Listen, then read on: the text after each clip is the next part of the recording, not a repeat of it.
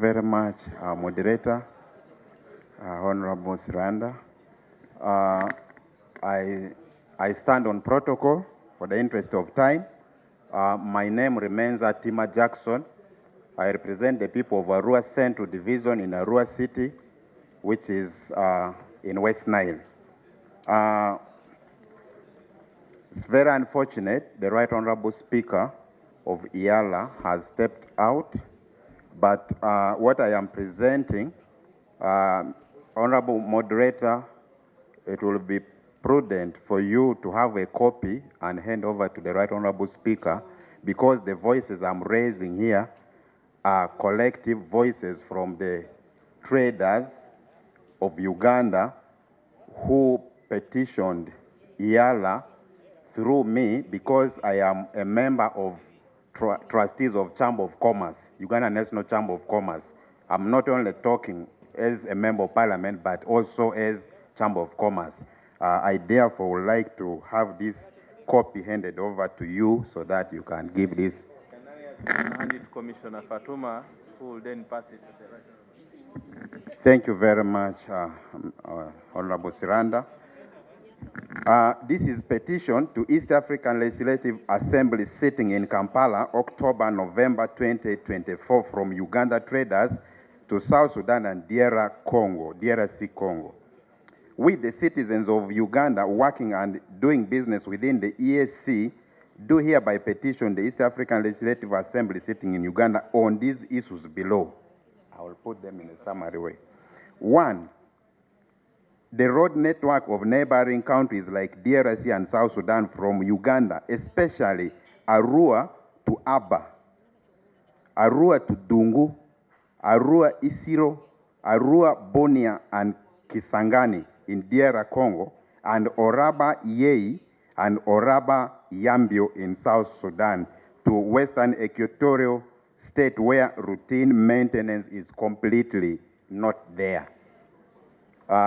This should be a serious concern by our governments, because if we have poor state of roads, trade becomes a big problem. Number 2, local relations around the cross-border towns is not good. Soldiers are harassed, especially the South Sudanese and Congolese, with roadblocks everywhere and extortion of money from business people in the names of taxes, which are not clear. No clear tax policy. The officers behave as if they are not on salary. In other words, they seem not to be on any payroll and survive on extortion. It's a very serious concern. Traders are paying monies from one roadblock to another. They end up losing a lot of money. Number 3, lawlessness on the side of DRC and South Sudan, where mistreatment of business people at immigration points and revenue checkpoints of those countries. The staff there are too harsh, hostile, and too rude, most of the times putting people at gunpoint. They have threatened the people, put people on gunpoint, and even shot some people.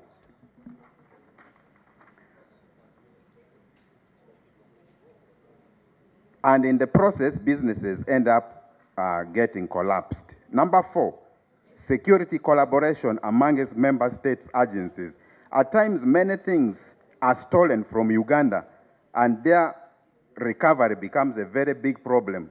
A case in point, Arua Regional Referral Hospital lost a brand new ambulance, and it was taken to DRC.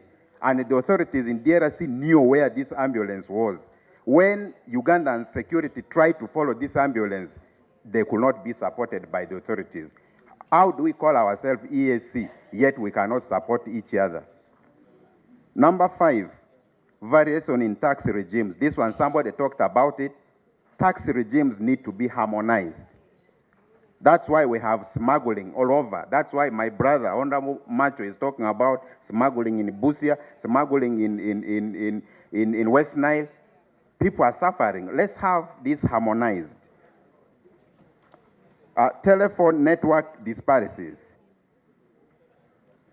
where Vodacom, Airtel of DRC do affect or interfere with the network of MTN and Airtel of Uganda at all border points. It affects business transactions of governments like URA and immigration. Moderator, these are very important points because as EAC, we are collecting taxes. So if our network affects, when traders will want to pay by use of, electronic devices, it affects. So you cannot execute businesses on time. 7, immigration employment should have a common or local staff to underpin the language barriers at customs. Many times you realize that people who travel may not know the other language on the other side. So transaction becomes a problem. So we will need a policy where local people can be there to help traders.